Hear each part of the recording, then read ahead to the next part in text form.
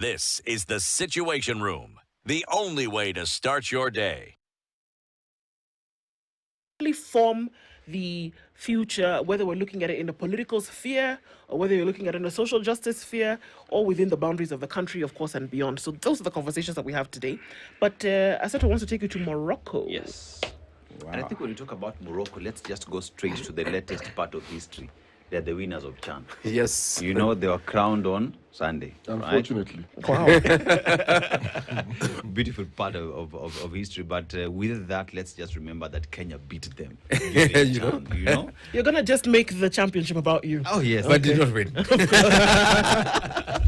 But let's go to the proverbs that we get from Beating them. somebody doesn't guarantee a win. At least they beat Tanzania. Oh, yes. Oh. Yes. We beat them, but Tanzania were beaten by them. There was no way Tanzania would beat Morocco. Only Kenyans could. If you beat the champions, you are the champion. Barrack. It depends on when you beat them. It doesn't matter. All right, let's get the proverb, right? Times change, and those that don't change die. Dr. How would you? Say that again. Repeat in slow motion. Times change, and those that don't change die. You know that is a fallacy because nothing really changes. The wise man told us that as it was yesterday, it is today, and tomorrow, and forever. Nothing changes. The alphabet of the of life is marble constant, as William Shakespeare would say. It's just the guises that look a little different, but fundamentally, nothing changes. Absolutely, and nothing really dies. So that's a fallacy from Morocco. That's why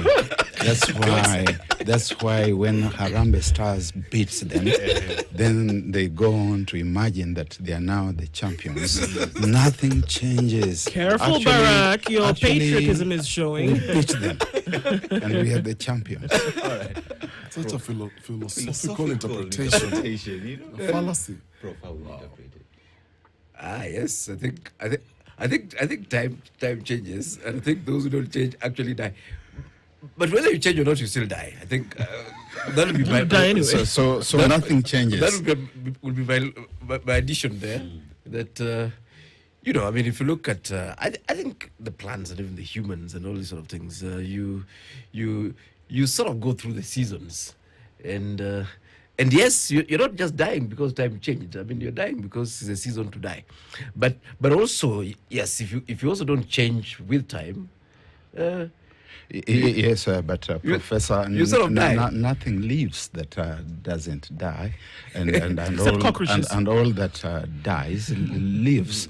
I think that's why you should read about the grain of wheat. I think that it dies. I think it's whether you look at it from biology or from physics. Okay. Because if you look at it from physics, you're right.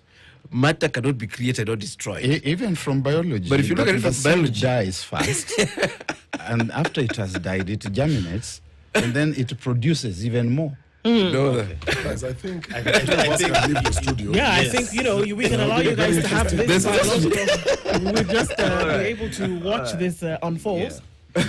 But the Moroccans are always confusing us. We beat them and you don't win. I mean, perhaps people die and leave. The interpretation of this proverb is that Kenyans are happy that the Moroccans were beaten by them at some point. On a day like this, a year ago, we were fed the crumbs of what would become a meal that was served at the table of what a broad-based government would be. And 365 years later, days later, I don't know that we would be here after 365 years, but all right, 365 days later, the questions abound in terms of, okay, what we were served on the table, has it actually achieved the objectives that we were told it would? There was a 10-point agenda, essentially, that was drawn up. And that was presented to Kenyans. And they said, you know what, guys? Us coming together, these are the things that we are going to achieve. And it is going to be for the betterment of Kenya as a whole. And we're going to go into this gung-ho this morning. But let's start off with you, Prof. achievement of goals of bringing Kenya together, unification of the country, development of the country? Have we seen that those things have been achieved by the broad-based government to date? Of course not, and they're not they're not achievable at all. In this way that number one, are Kenyans actually divided? So I would agree with Barrack here that is an illusion that was being pursued. Are Kenyans divided anyway? As Kenyans are not divided. No. We are not divided at all. The only difference that we have is that those in the political space, basically jostling for political positioning and power, are divided, as they should be. Yeah, because in any contestation of within the political space, you always have groups, different groups. You rarely just have one monolithic, group. In fact, that is contrary to human nature. We expect that within the political space, you'll be having different groups, sort of wanting their positions to be the ones taken, sort of competing for resources and so on, and that again is normal. So this whole idea that then you want to unite people so that you only have a single or a singular political position is as ridiculous as when you have that discussion, you might say the gods are crazy.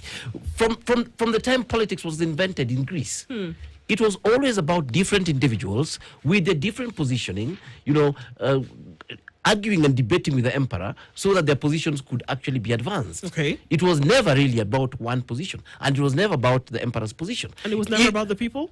These were the people.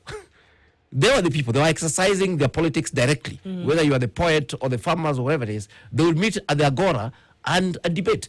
And then, of course, they would form themselves into groups so that with similar interests, so that you could advance those things further. But it was never a single group. And these positions kept changing as interests, were being horse-traded and so on, so that eventually it is your positions and decisions and so on that then would be taken aboard and implemented by those who are exercising power, as it actually were. And I think this is something that we need to be very, very categorical about in Kenya, that there's nothing really wrong with Kenyan politics. There isn't. When Gachagua comes with the... Except the leadership. No, even the leadership, politics. We have everything wrong with governance, but not politics. It's only that we conflate the two. When Raila decides to become a god, because that is what Gachagua is using to jostle for position.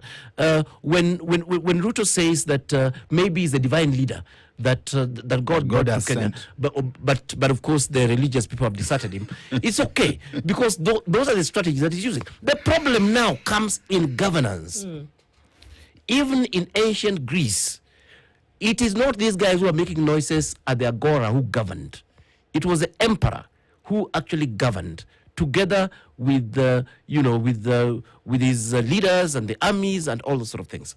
So this is a clarification that we actually want to get. Our Kenyan politics is okay; it's jostling for position. The problem now is that there's a way we have agreed to be governed as a society, and people think the government of Kenya is the Ruto government. It's not. You'll be taught in class 3 civics that Kenya government has 3 arms. It is judiciary, it is executive, it is legislature. That's government of Kenya. Government of Kenya is not Ruto. It's not that politicians tend to make a lot of noises, so we confuse them. And that government, is guided by our constitution, is guided by, regulations and so on, has entire civil service and also people employed to do things in a particular way. And we know what we want as a country because we've said it in the constitution. So now what happens is, let me just wind up this train of thought. Yeah. Politics and government and governance are sort of joined at the hip. It's politicians who cross over to govern. And this is the problem in Kenya. The politicians are not governing. They're not following the rules. They cross over and continue with politics. So our president is continuing with politics. instead of governing according to the constitution, according to the rules, instead of supervising the executive to ensure that our objectives are actually met. That's where the problem is. That we are not, in fact, we have an absentee government. We need to be refunded our money that we are paying for government, because those who are governing are not doing their work. However, the politicians are doing their work. They're politicking. As They're they should. politicking, exactly. All right. So, Dr. Muluka, so here we are, Yes. and I hear that point, that politicians politic, that's what they do. But politicians use these means to then get into governance. Correct. And don't leave the politicking behind. And they should govern. And they should be. Could And the they, professor and- be of good conduct? Okay, okay. So let me ask the question and go on to that, because here we are and we're saying that we see constant politicking. Many would say that, in fact, the events of yesterday, where we saw that there was a Salvation Baraza that was held by Raila Odinga for the governor of Nairobi, continues into Correct. the That's politics. politicking Correct. instead of governance Governing. that should Correct. happen. And that politicians should leave the robe of politics behind Correct. once they get into positions Of governance. Well, thank you, and Professor, you will be of good comportment. Yes, number one, Professor begins by misleading us here in the studio and misleading the audience by suggesting that there was an emperor in ancient Greece, when he knows very well that the ancient Greeks were organized in city-states. Correct. Whether you talked about Sparta, you talked about Athens, you talked about Corinth, you talked about Galatia, Ephesus, and all the rest of them.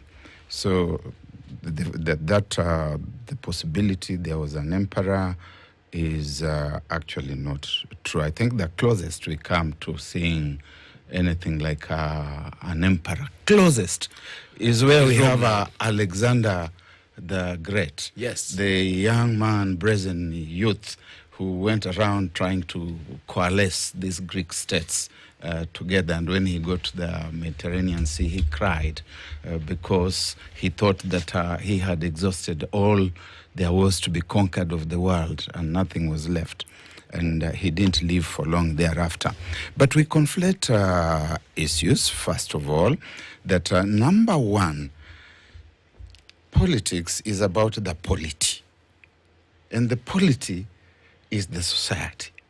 It's where we, the people, live. And it's about how we organize government within the polity. And here I agree with the professor. We organize government for purposes of accessing the opportunities within the polity. And so sometimes to attempt to draw a demarcation line between government and politics is to engage in hair splitting with preponderant respect. But to come straight to the broad-based government, or the entity that is called the broad-based government, I think the starting point for me, ladies and gentlemen, audience and professor, is about the illegality of the entity. This thing which we call the broad-based government, I agree once again with the prof that it set out to bring about unity in an environment where there was no disunity among the people. And so the notion of bringing about unity was the excuse rather than the reason why we got ourselves into that space. And the fundamental questions we should be asking today, 365 days later, is why we have allowed an illegal entity to exercise state authority, and why we even think that we need to audit that illegal entity. Today, for the first time, I have come to the studio with a document to refer to, because I don't want anyone to imagine that this is Barrack calling the government illegal. We have got an illegitimate entity in power being driven by two people who, by virtue of the fact that this is an illegitimate entity, qualify to be called buccaneers. Because they preside over an illegal entity. And we saw that yesterday they even conveyed to save a junior buccaneer. If you look at Article 2 of the Constitution of Kenya, Article 2, and I think allow me just to read this, please. This Constitution is the supreme law of the Republic and binds all persons, including William Ruto and Mr. Raila Odinga, state organs at both levels of government. Then says at 2.2, no person may claim to exercise state authority except as authorized under this Constitution. And of course, the validity or legality of this Constitution is not subject to challenge by or before any court or state organ. Let me move quickly to Article 3. Article 3.2. Any attempt to establish a government otherwise than in compliance with this Constitution is unlawful. Nowhere do we have an entity called a broad-based government. Nowhere are we told that there's anyone who has been given authority to bring together two political parties in a manner that is other than what the Constitution and the Political Parties Act says about formation of government. In other words, if Mr. Odinga and Dr. Ruto wanted to form a joint government, a coalition government is provided for, and it's provided for even in the post-election dispensation.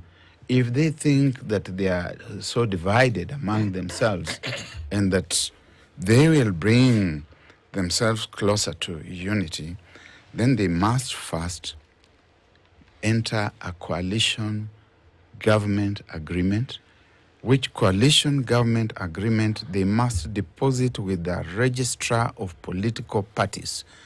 And the fact that last week they held a joint parliamentary group meeting between UDA and ODM is the highest cognitive demonstration of their contempt for the law and their preparedness. It's the loudest statement about their preparedness to commit illegalities, to operate in an illegal environment, to subvert justice, such that when Governor Sakaja is going to be interrogated by the County Assembly of Nairobi, and that we, the citizens of Nairobi, have an opportunity to understand what goes on in our county, the whole thing is curtailed and jettisoned into nihilism. So that is where we are. And being there, therefore, as I draw towards the conclusion, I'd like to observe that unity is as good as the purpose for which different groups, teams unite. If they unite to commit a felony, then that unity is a conspiracy. And the government that we have in Kenya today is a felonious government, and it's difficult, therefore, to begin auditing it outside the realms of felony. Should the question then be, because it's easy then to skirt around this issue, and there's also a counter-argument that the reality of living in this country is we sometimes would end up covering ourselves from the truth or hiding from the truth. Right. We know what this broad-based government is. We know what empowerment drives or funds or programs, what they really mean. Exactly. In this case, early in the morning, we were talking about the 5 things we were taught as journalists before doing a story. there is the what, there is the when, there is the why, there is the where, and then there is the how. And who? And the who, sorry, the and who. who. Correct. So in this case, we can clear out the who. Right. We know the who in the Correct. story. Correct. We know the what in the story. Right. We know the when. Right. And what else is The there? where, we know the where. The where we know. Right. The how we know. The question is the why. Yes. Why did, and this is a headline today, why did Ruto and Raila organize parallel meetings to save a governor? Just as a classic example, one of the issues that is coming out is their concerns that the broad-based government critics within that structure, and when I talk about structure is ODM Yes. and also UDA, Correct. who are dissatisfied, who don't recognize Correct. these arrangements, they could end up derailing the reasons why this came to be in the first place. Correct. Correct. But really, because you, Correct. Prof, talked about politics, Right. and I also hear Dr. Muluka talking about politics. What's the politics in this story? Let me just. I'll still insist on going back to my need or original analogy, thesis, yes. or thesis exactly of politics versus governance, and where they joined at the hip in terms of trying to elucidate or even attempt to clarify this matter. I would let me use corporate space. You see, corporations, businesses are governed by rules, by systems, by processes, and they're laid. Some are internal, some are external to the organizations, like government requirements and so on. So yes, I'm running this firm, and I employ a young man who is a son of my client, who's a billionaire. The young man is sort of clueless, that doesn't even know what exactly we do. But then his father said that, can you take the young man? And I had no choice to take the young man because the dad gives us big business. That is politics. So this guy comes to the office, he's clueless, but he can always walk to the CEO's office and say, no, I think we should do that this way. We should do that project there. I think we should drop this one. And, if you don't listen to him, he can tell his dad in the evening that guy that you took me to is a bad fellow, so let's remove our business. So what do? You sort of accommodate this individual, but and that really is politics. Now, of course, there are two types of CEOs. There'd be the stupid CEO who then accepts everything this little boy tells him. He says, let's go bomb this place. You bomb it because, the guy's giving you business. Let's employ 100 slay queens, so that the temperature of the office is right. And you actually do it. And says, why bother with doing your returns? My dad knows people. And you do it. What you'll do is that you'll end up crashing the organization. Yeah. So you see, you have to navigate because the governance part of it is now those rules and the regulations and decisions of boards and so on that must be implemented by the CEO. You need to get these young men and tell them, okay, fine, I mean, how about we go for holiday? I can give you a very good treat.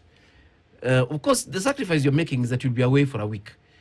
But meanwhile, the organization is running as it should be. The accountant is doing returns and so on. Tell him, okay, fine, I know your dad doesn't like this guy, but guess what I've done? I've picked my most dislikable member of staff to work on the project. That's how you balance now politics with governance. So you're not breaking fundamental laws or regulations, and at the same time you're accommodating interests. Now, to come to Sakaja's issue, and that's a big problem with broad-based government, and I couldn't agree more with my brother Barrack here. In fact, basically that the guys, they have met, they actually know how the Nairobi government is meant to work. How do they know?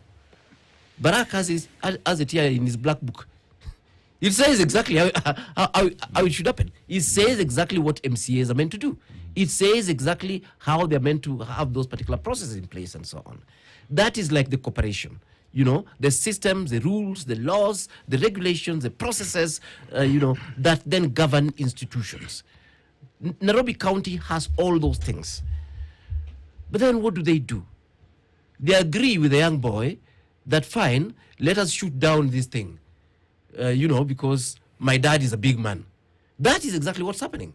Where the boy runs with dad.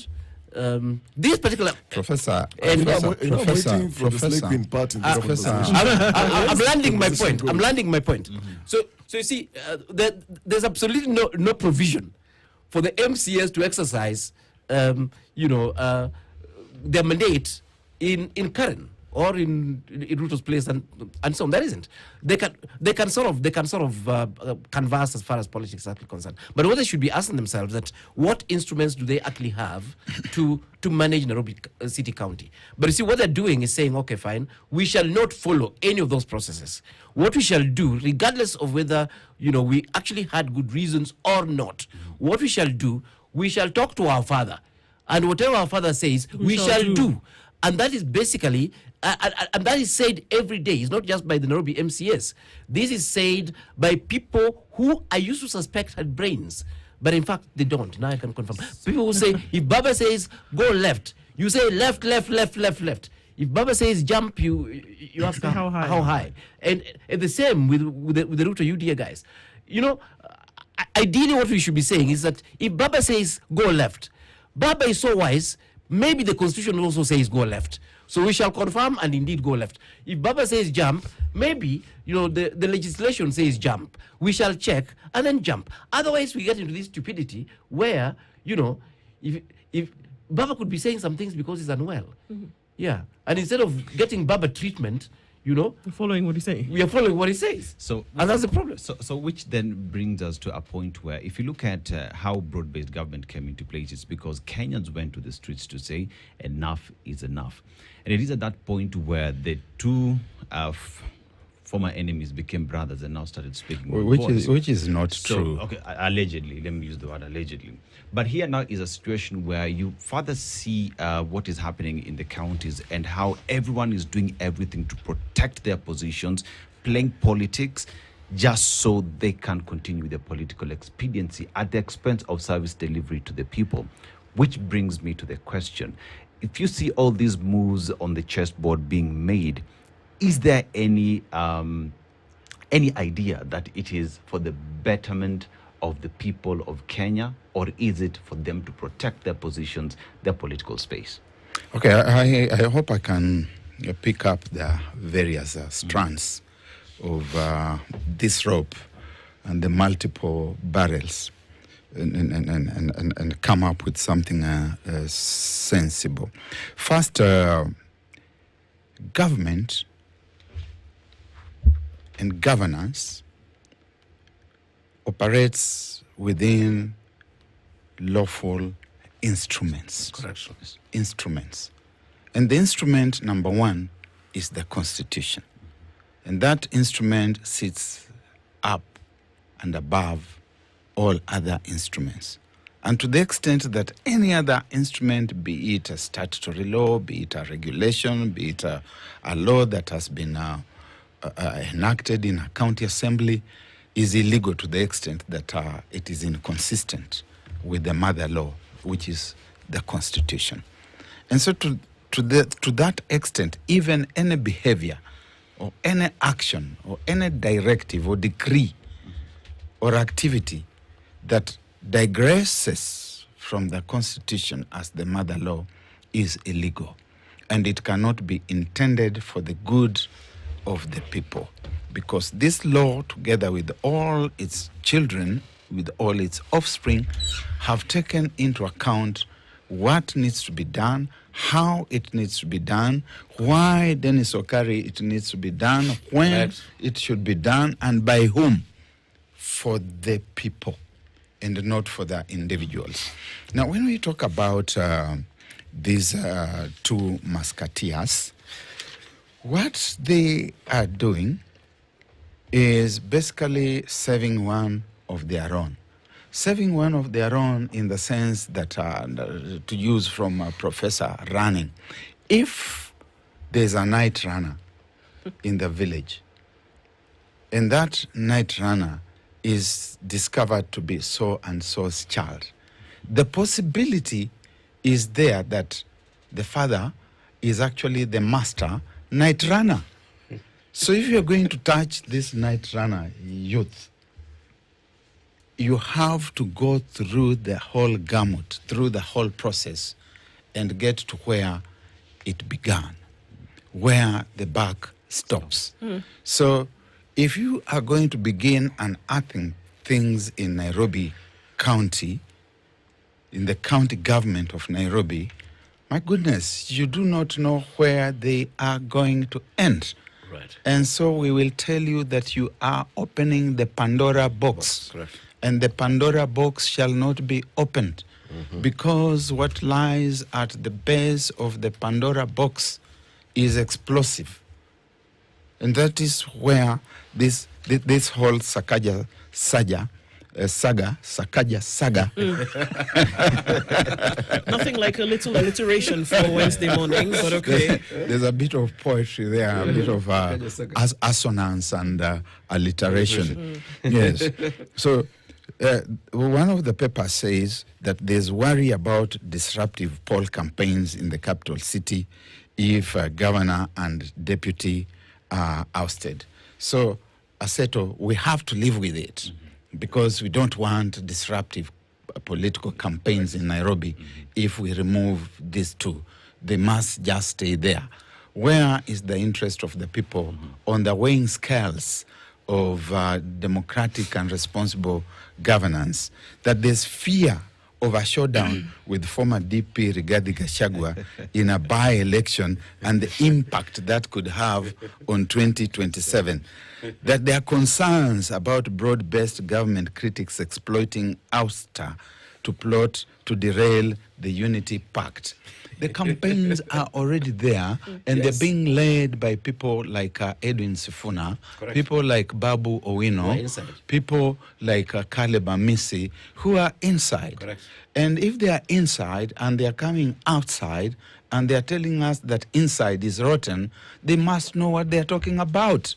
We have said on this show time and again that when turtle comes out of the sea to tell us that crocodile is unwell, turtle knows what he is talking about. So crocodile is unwell. And crocodile, the two crocodiles in the broad-based conspiracy know very well that if you start digging up the reality in the city, county of Nairobi, you are going to touch the untouchables. So let me and ask the you. same obtains to other counties. Now, before this, on Sunday, just 2-3 days ago, the MCAs, the members of the county assembly, were very sure. Correct. They were very sure, 80 plus of them, Correct. that there was a problem. And that problem was the governor. Correct. That there were certain things that he had not achieved according to just not promise, but demand of duty that had not been done. But somehow, by Wednesday, an apology was accepted, and the promise of future engagement was then enough to overturn a previous position where the only solution was that this man has got to go. Is it possible that a change of mind would have occurred by 5 hours of an apology and a promise? I think what is interesting is that it's not a change of mind per se. You know, mind tends to be it tends to be based on individuals. Is the change of mind of an entire population. You know, the 80-something, 90% of them. And you see, of course, what you're reading here in terms of the disruption is quite interesting, because for Nairobi, Nairobi has had a governor removed before anyway. Yes. And there was no deputy when the governor was being removed. So we even have president, and the city ran, and until election. So we even have a perhaps case. it ran far better than it has ever run. Yeah. So you know what I like with this group that Barrack refers to as crocodiles, is that they also have very short memory, and they're able to just tell lies to the populace straight on their face that, something terrible would happen, like pestilence would happen if Nairobi has no governor or deputy. The truth of the matter is Nairobi has, at a particular point in time, didn't have an elected governor and deputy, and the city ran. Yeah, but they're able to convince us because, again, we have this mass suspension of our brains. Mass stupidity. Exactly. This is what it is. That, guys, these people must stay. They have to stay because something terrible that you cannot even fathom would happen if they didn't. And in fact, that's the basis of broad-based government. You remember a very senior crocodile in the country was saying, what Ruto leaves and then what happens? What happens is in the black book here. And people are reading it. And he's telling you, just imagine. Terrible things would happen. Kenya might actually be disbanded as a country. It might disappear from the face of the earth. The gods might come and take us away. And, terrible things that you can't imagine. So really this man must stay because we have no idea what bad things will actually happen to the country. In fact, we don't even know what to do as a country. The point is that we do know. And that's a fallacy that the politicians are pushing. They're so lazy that even after coming in to basically do what we don't expect of in governance, coming in to basically bastardize processes and procedures and rules and regulations and so on. They don't even have time to come and justify those and say, okay, fine, the law says this, but we are interpreting it this way. But is it a justification now, Prof? Because this is the thing, and this is where we are. Right. The Kenyans keep being fed this position that members of the county assembly, whether it is at that level, or members of parliament, or, will seek for impeachment of an individual on certain issues. And you said, Barrack, that the where, what, when, why, who is for the people. But is it though? No. Was these reasons, I think there were 8 of them, that members of the county assembly brought and said, based on this, we will ask for an impeachment of the governor. But is it really that? Was it really those issues? Or was it seeking for attention? Was it seeking for a position? Because if it were that the people were the end of the priority, it would have not been so easy to let it go by the end of Tuesday afternoon. But remember before, in fact, and again, we have impeachment records in this country, and again, the titles are telling us the truth. We had a deputy president impeached successfully, and our leaders sacrificed and stayed, in the depth of the night, even invented some interesting insults to ensure that the impeachment was as spicy as it could be, and we thank them for that. But these same fellows just told us the other day when the president said that there were a bunch of corrupt individuals, they reappeared and said that, oh yeah, you gave us 10 million and we did a dirty job for you when people were against it. In fact, many said that. They said, we have passed bills for you that the people didn't like. We passed the housing bill that people didn't like. We impeached the deputy president for you. And now you're calling us corrupt? Of course, the problem was just being called corrupt. The issue was they were not disputing. Of course not. Yeah, because they did receive the money, really. They're not disputing. The only issue was that, yes, I stole for you, and you're calling me a thief.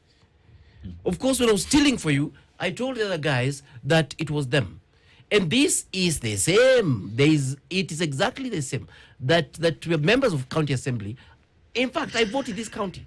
I'm representing this county. And this is one of the things I'm interested in, the overall governance of this country.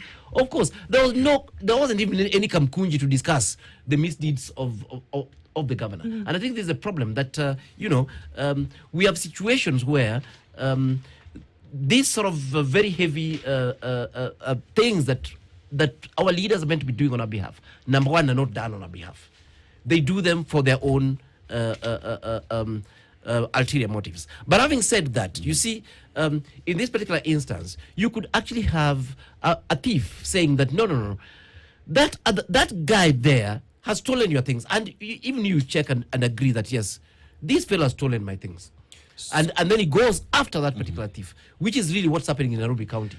So our governor is there, and I'm telling you, a lot of us Nairobians would be very happy to impeach him without even these members of parliament.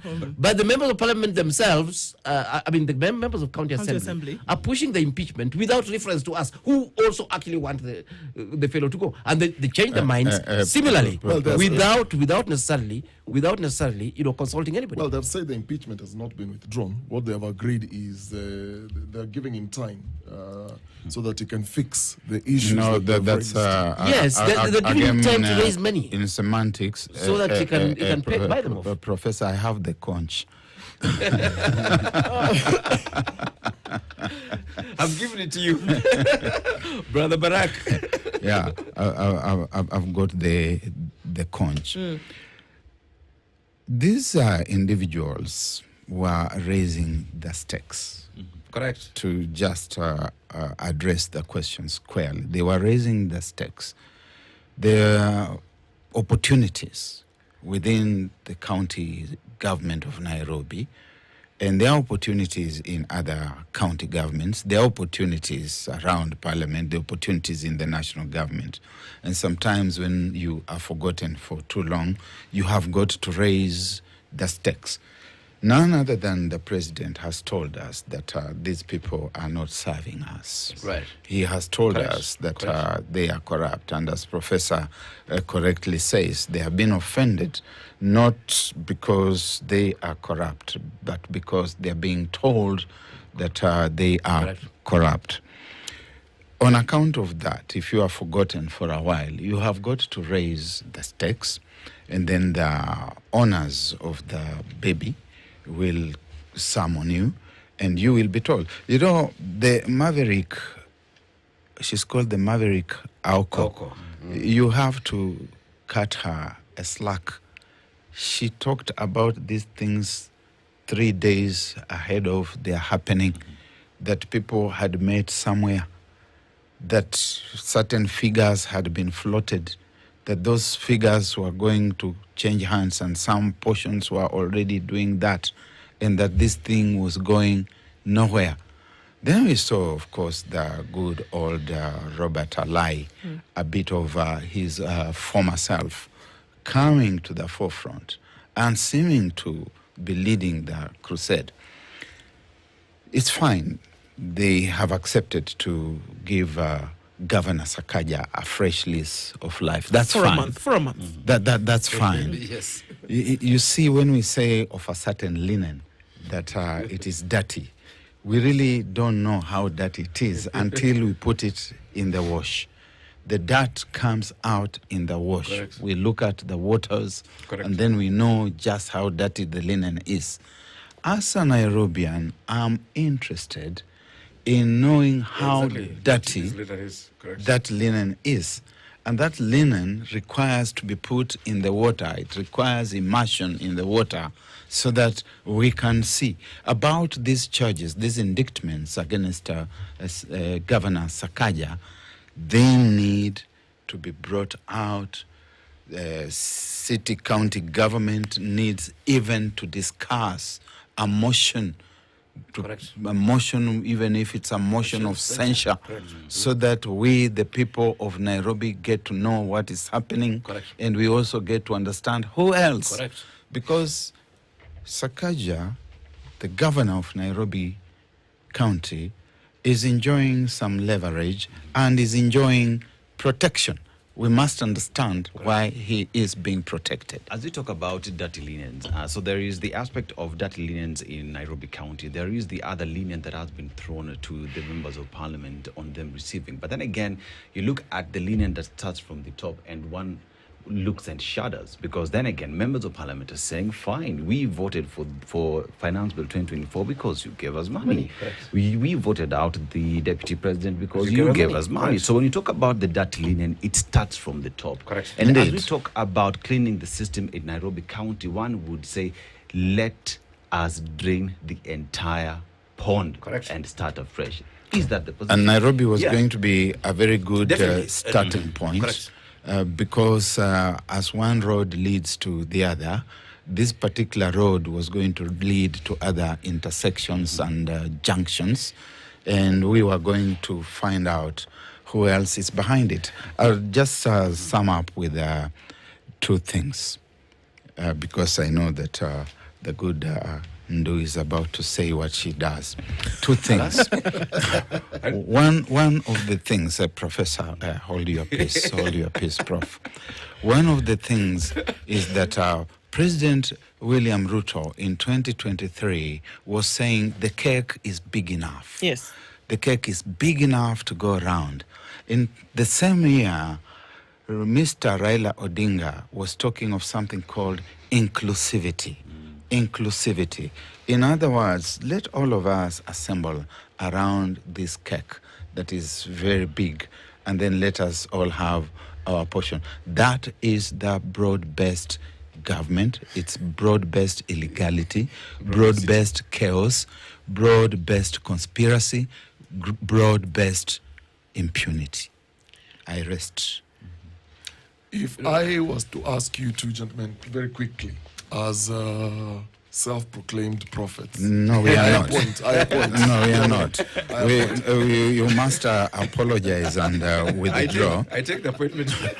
No, I'm appointing you. I'm appointing you. Yes. So there was a conversation around this whole impeachment of Sakaja. The argument, the politics, was that their claims that the motion was part of a broader plan by their opponents to wreck the unity pact between Dr. Ruto and Mr. Odinga, that there are people in both ODM and UDA who have not embraced the broad-based government and have always wanted to create rivalry and friction between the 2 parties. Some are being used by external forces, and in reference, there's also the former deputy president hand in all this. My last question is this center going to hold, or is it an illusion between these 2 that there's actually unity? Because already we are seeing a breakage. You're seeing individuals, and you've mentioned here, there's the likes of Sifuna, Babu Owino, Caleb Umshomba, and the rest.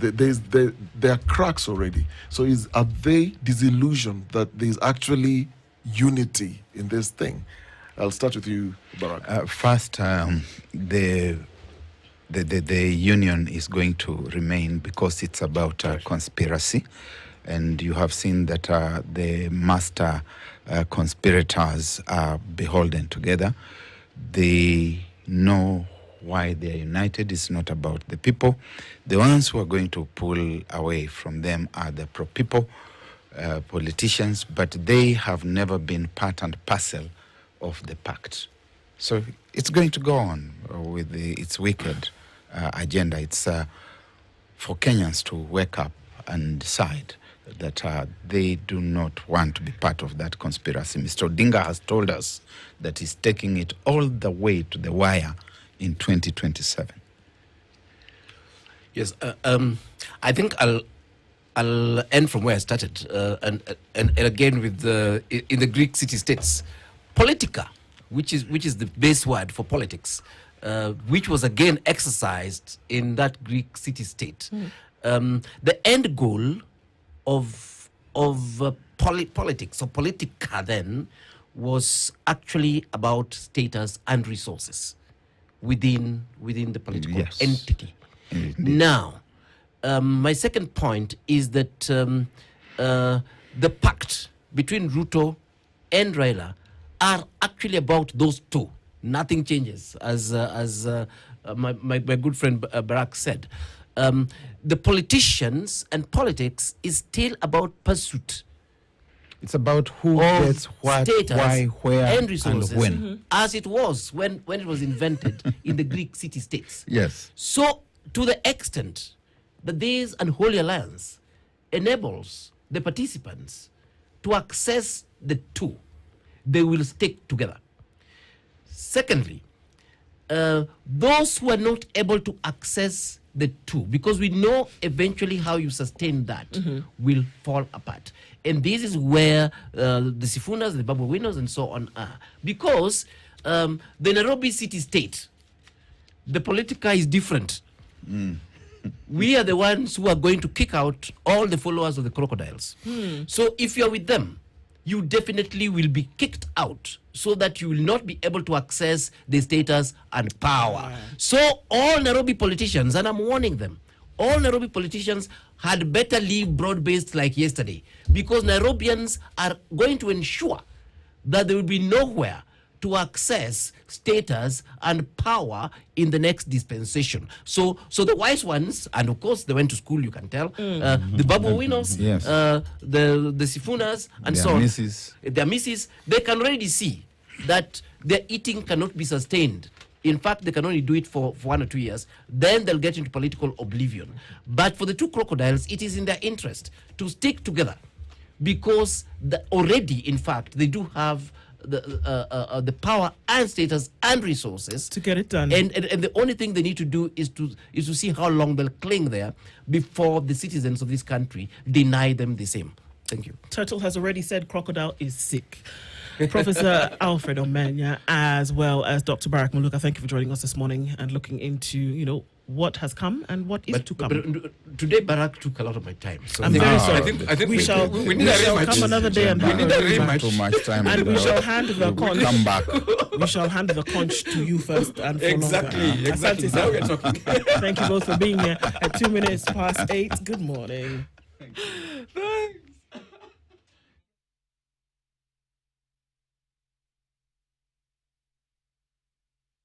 This is the Situation Room, the only way to start your day.